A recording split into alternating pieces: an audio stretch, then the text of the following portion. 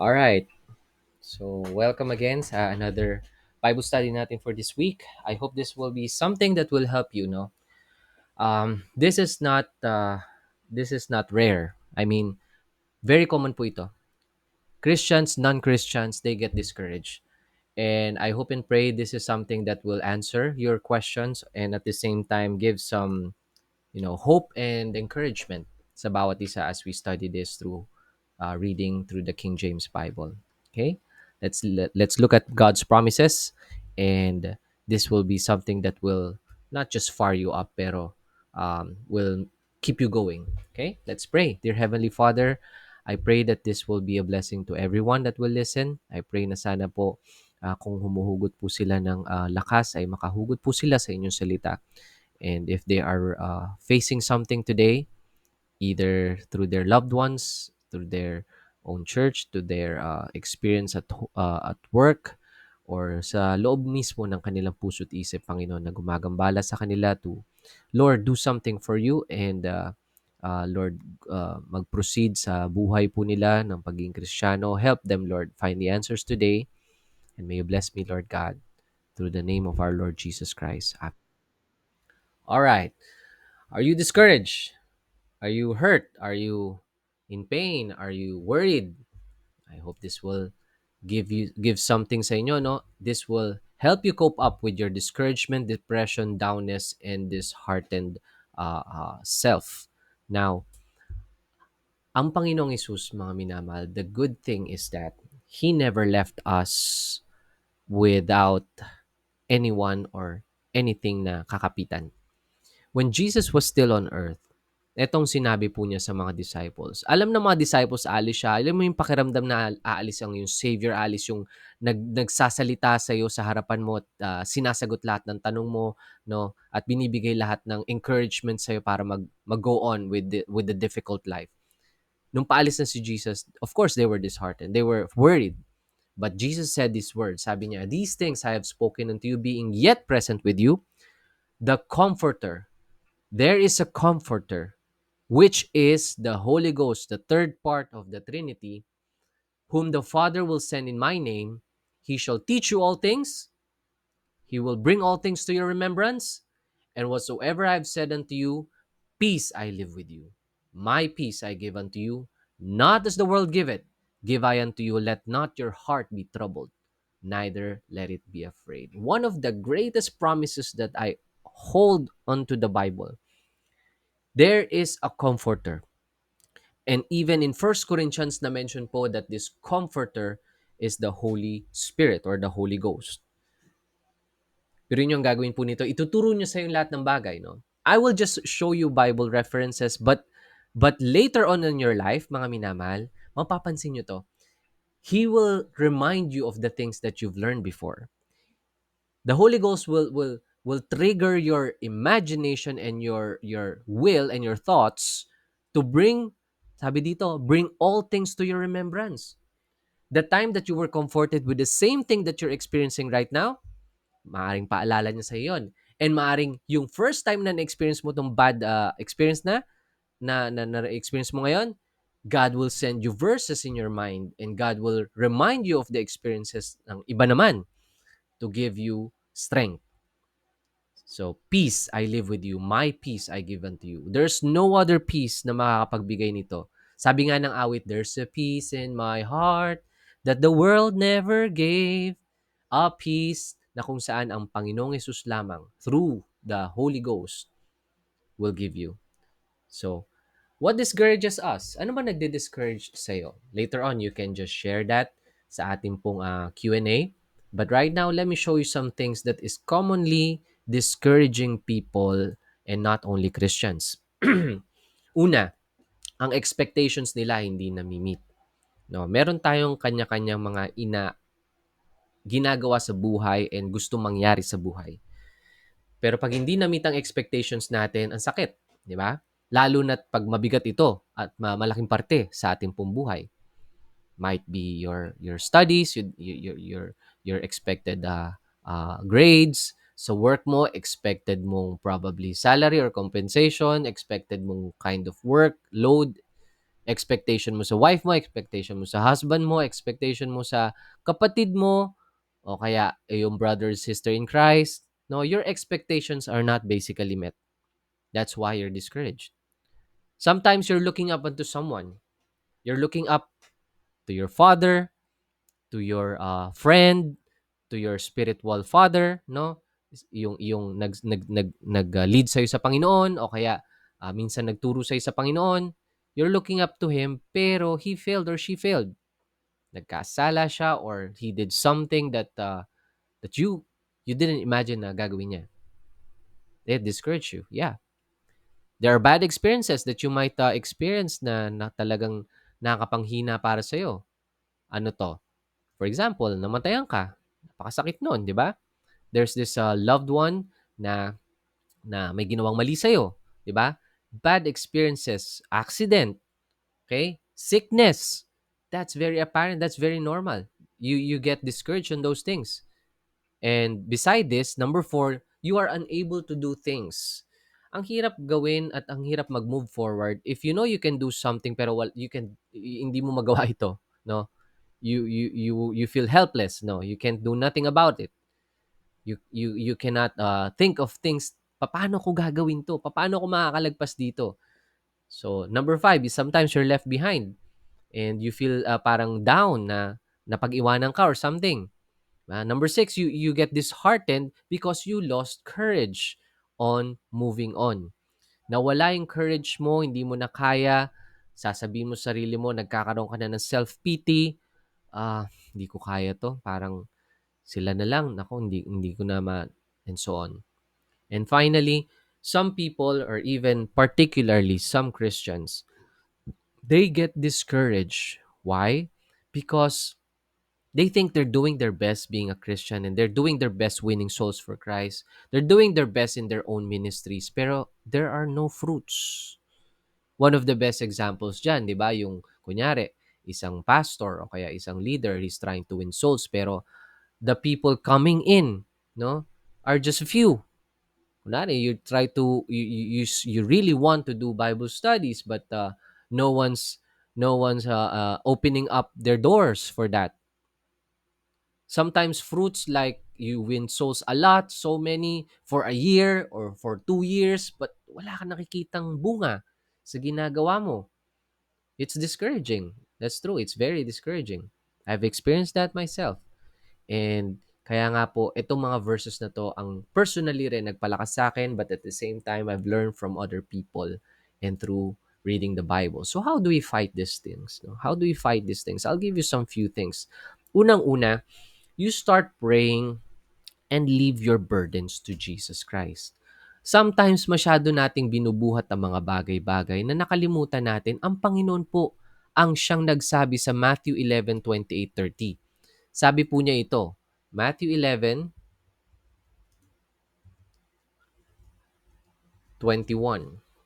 Look at this. The Bible said, I'm sorry, it's 28. Come unto me, all ye that labor and are heavy laden. Are you heavy laden? Do you have a lot of burdens at your back? Diba? You know what Jesus said? I will give you rest. Take my yoke upon you. Ano ba yung yoke? Kapag po kayo nakakita ng mga animals na sa farm, no? There's a yoke. Yung nilalagay sa leeg ng cow o kaya ng carabao. Minsan dalawa or madalas dalawa po 'yan dapat. Dalawa yung nagpupul ng machine or yung pang-araro para mas marami yung ma-pull at mas malawak yung maararo. Mahirap pag isang tao lang ang nakalagay sa yoke. Pero pag dalawang tao na, no, nagbuhat, mas naging madali. Take my yoke upon you. It's Jesus Christ who can take the other side or the yoke. And sabay niya, sa tulong niya, bubuhatin po ang burdens na ito. Learn of me. You can learn a lot from Jesus Christ. His life, his experiences in the books of Matthew, Mark, Luke, and John. Marami kayong makikita doon na experiences po niya. Jesus Christ said, I am meek and lowly in heart, and ye shall find rest in your souls. This is where you can only find rest in your souls. There could be physicians o kaya mga mga nakikita niyong video sa TikTok o kaya sa Facebook, they might give some good advices. But more often, alam niyo po, napapansin ko yung mga good advices na yun, meron talagang biblical principle, kaya talagang ano siya, encouraging and helping. But if you really want to go to the source, it's the Bible that can give you that source. It is Jesus who can help you lift up your burdens. Another, think happy thoughts and promises of God. I'm not saying that you be a punta tayo sa parang positivity, no? Yeah, being a Bible believer, I'm a more negative in a sense na I protect more myself, my beliefs, and my family and so on through negative things. Because being a soldier, you need to be negative. You need to be really vigilant. But at the same time, alam niyo po, may sinabi rin kasi sa Bible, it's not all entirely negative. You know what the Bible said? Look at Acts 26 verse 2. Sabi po ng Acts 26 verse 2, oops, I'm sorry.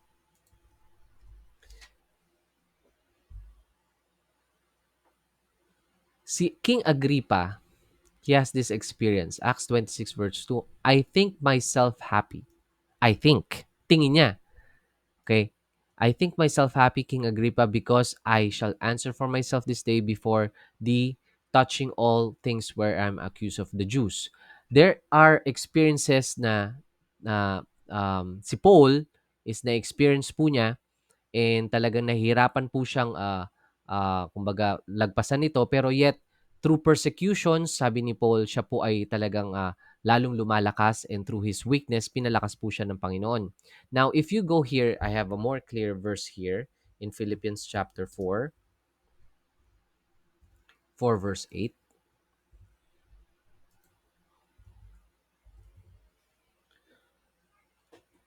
Finally, brethren, whatsoever things are true, whatsoever things are honest, whatsoever things are just, pure, things that are lovely, whatsoever things are good report, if there be any virtue, if there be any praise, think on these things. Notice that true, honest, just, pure, lovely, good report, yun daw ang isipin mo. Yun daw ang isip-isipin mo. I'm not again saying this is all the time, ano? But at times, Paul even advised this. Think about those things. Kasi kung mentras iniisip mo talaga yung mga bad things na pwede mangyari sa'yo, minsan yun din talaga yung mangyayari at laging parang nagdadrive sa isip mo at nagdadrive sa buhay mo para mangyari mga bagay na yun. There are things like this that the Bible is talking about. Okay? So what else? Sometimes, alam nyo po, ang Kristiyano or ang tao is malungkot at saka discouraged kasi meron po siyang unconfessed sins. Meron siyang tinatagong kasalanan sa kanyang puso na hindi niya mabitawan. And therefore, the Bible said in Paul's epistles, I think it's in Ephesians, na nagigrieve ang Holy Spirit. Ano bang pakiramdam pag nagigrieve ang Holy Spirit? Para kang, ano bang grieving? Umiiyak, malungkot, parang namatayan.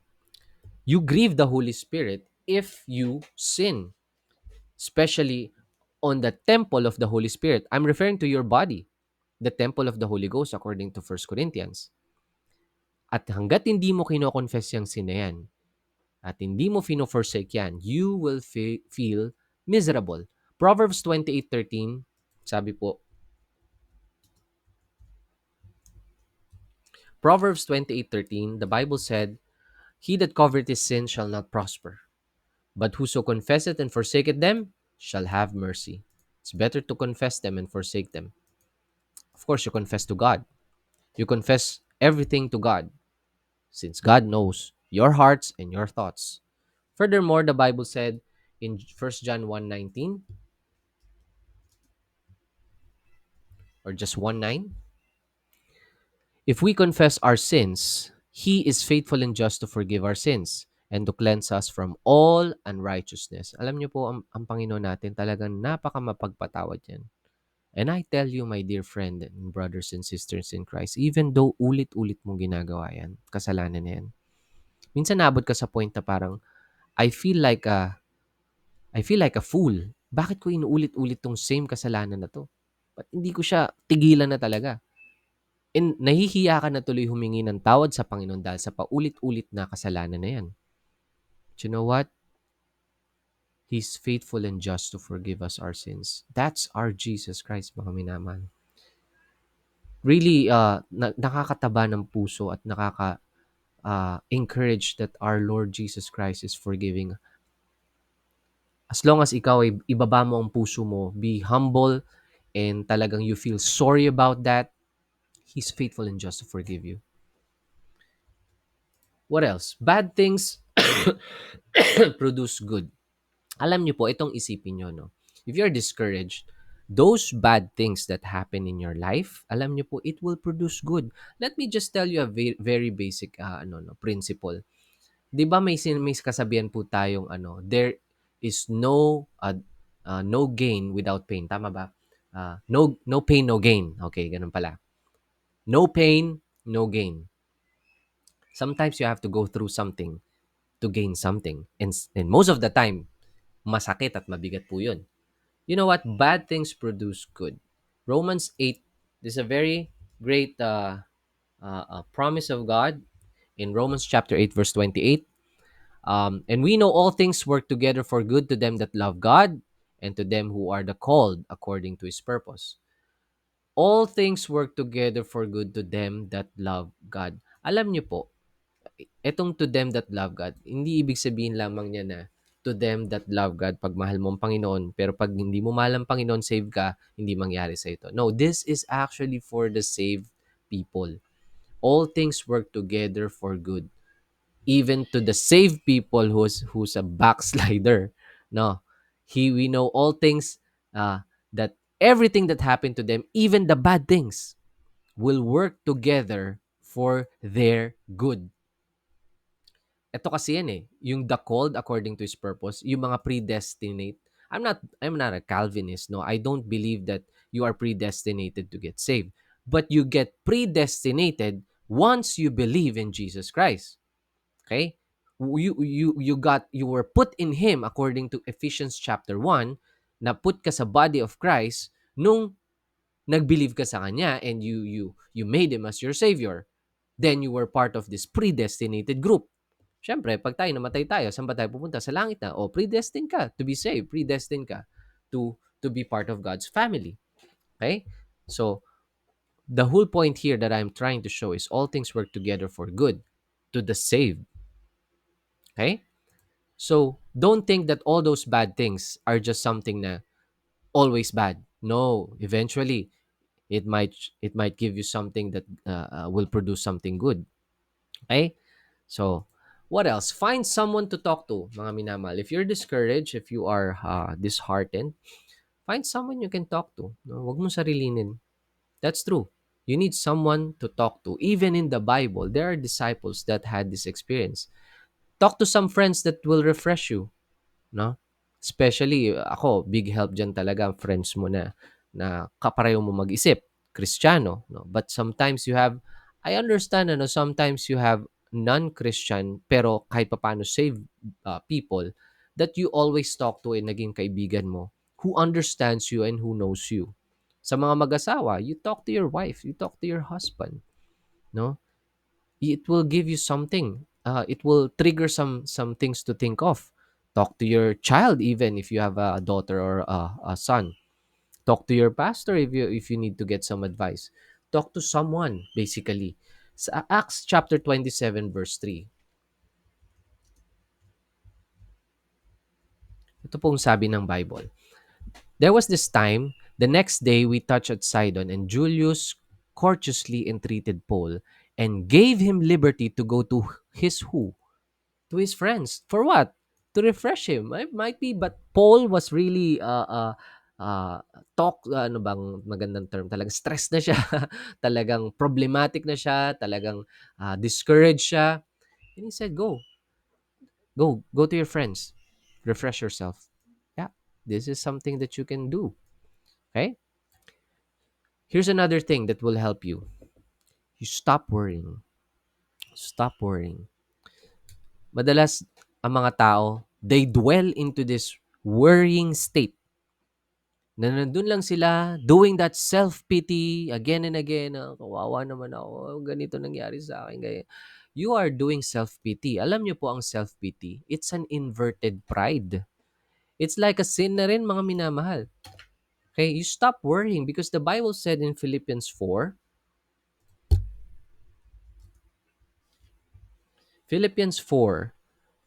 6, be careful for nothing. Now, let me just explain this to you.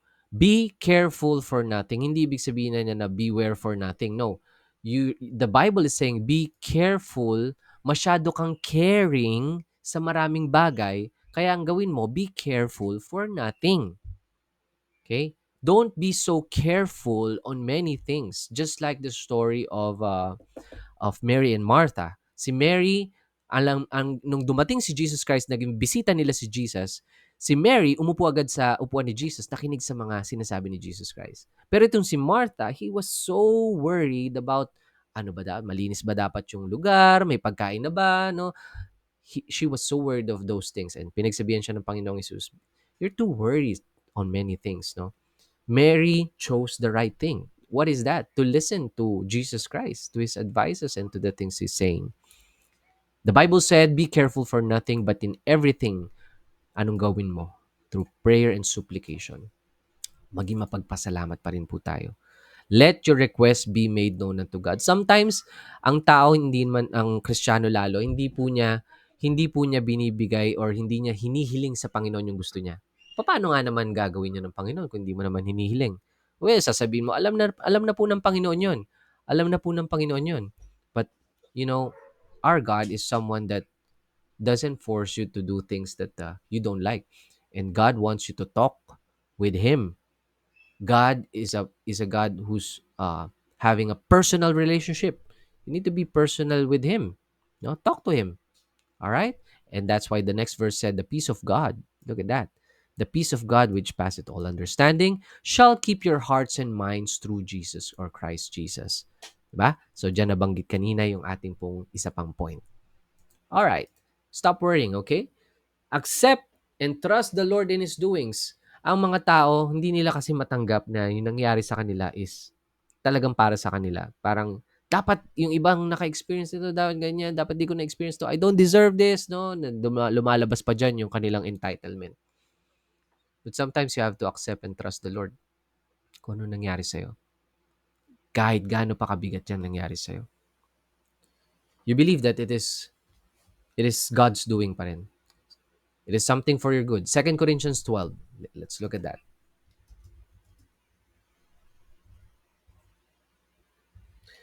2 Corinthians 12, 9 to 12. The Bible said, and he said unto me, my grace is sufficient for thee, for my strength is made perfect in weakness. This is Apostle Paul saying, even though he has a thorn in the flesh, he has a problem, and if you study the Bible, that problem, most of the time, it's being mentioned as an eye problem. May problema siya sa mata. He prayed that, Lord, this will depart from me. Lord, sana po ito po ay matanggal sa akin, umayos to for the ministry, for the things I want to do for you. Some people will think, Lord, may mga hinihiling po ako sa inyo pero hindi niyo po sinasagot. Hanggang dito lang ba ako talaga? Ganito, ganyan. My grace is sufficient for thee. At alam niyo po, you will find out, just like what Paul found out, that my strength is made perfect in weakness. Wow, you see that? Yung level ng strength na meron ka, it's made perfect. It's made perfect even though in weakness. Kahit weak ka, you're at that level of weakness, napapalakas palalo yung sarili mo. Most gladly, therefore, I will rather glory in my infirmities. Sometimes the infirmities will not go away. Sickness will not go away. That problem might not go away. Why? Because that the power of Christ may rest upon me. It is the power of Christ. It is Jesus Christ na may exalt sa buhay mo. And that's why it will stay. Kaya po si Paul sabi niya, therefore I take pleasure in infirmities, in reproaches, in necessities, in persecution, and in distress. Pambira, no? Natutuwa pa siya. He takes pleasure sa mga problemang ito, sa mga distresses. For what? Not for his sake, but for Christ's sake. For when I'm weak, then I am strong. Wow, what a great promise there. I become a fool in glorying, and yet you have compelled me, for I ought to have been commended of you. For in nothing I'm behind the very chiefest apostles, though I be nothing. What a humble person Paul is. Accept and trust the Lord in his doings. Now, this is the part where sinabi ko nga kanina, God will probably let that happen sa inyo and let it stay. So therefore, those problems, those worries, those anxieties, just let it go, no? Just bitawan mo na. Pabayaan mo na. You have to start letting go. Sometimes there are things na kailangan mo i-let go. Masakit nun. Um, there are things that are talagang nagbibigay burden sa'yo. For best example, of course, is sin. You have to let that go. You have to remove those burdens na nagpapabigat sa iyong isip. 2 Samuel 22:31. Tingnan natin to.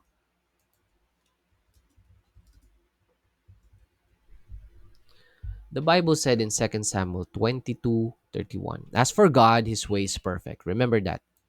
Lahat ng ginagawa ng Diyos is perfect. The word of the Lord is tried. He's a buckler to all them that trust in Him. You just have to trust God in His ways.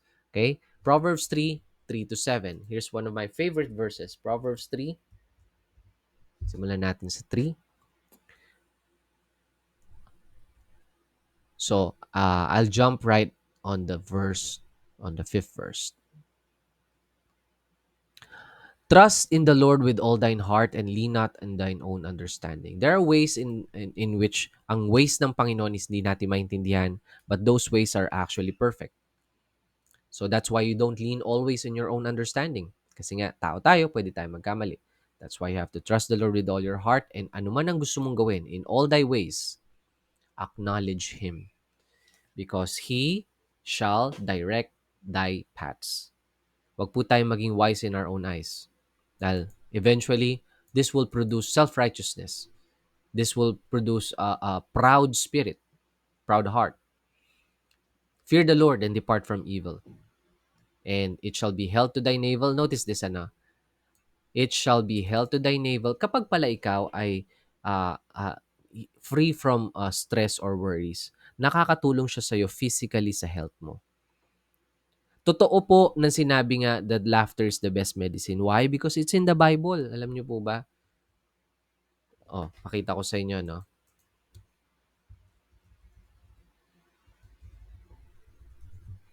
Makakala niyo po ginagawa ko lang siya, gawa-gawa ko lang. Do it good.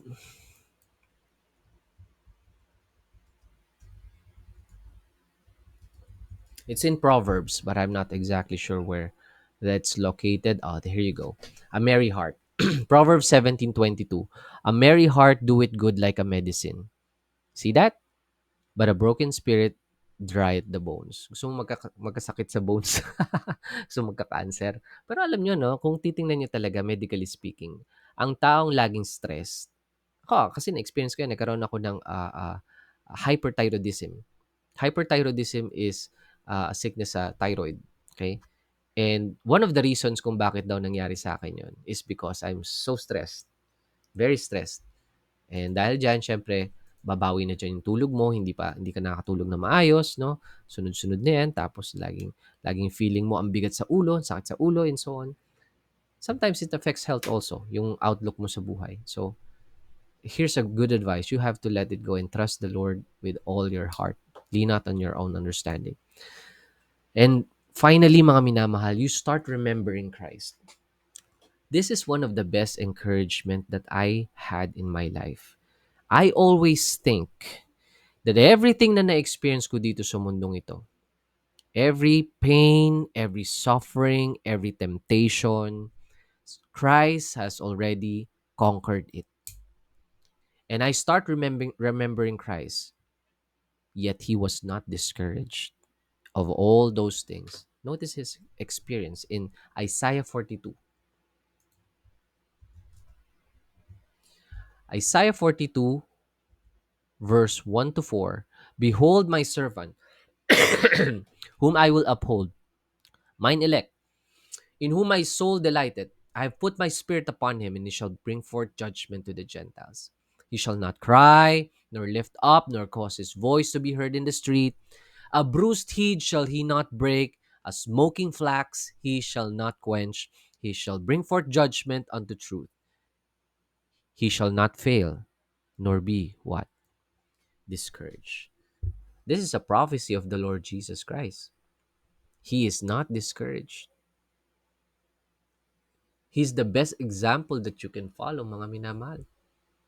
There are times that the people get discouraged. That's fine.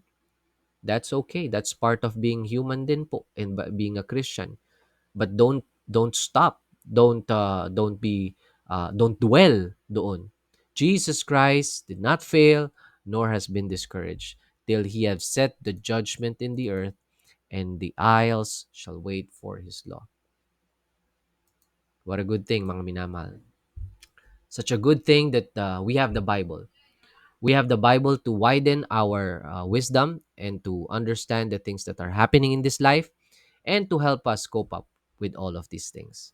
I hope this helped you, and I hope that you will continue to look into your Bible and perhaps yun nga po, pag-aralan din po ang mga verses na to.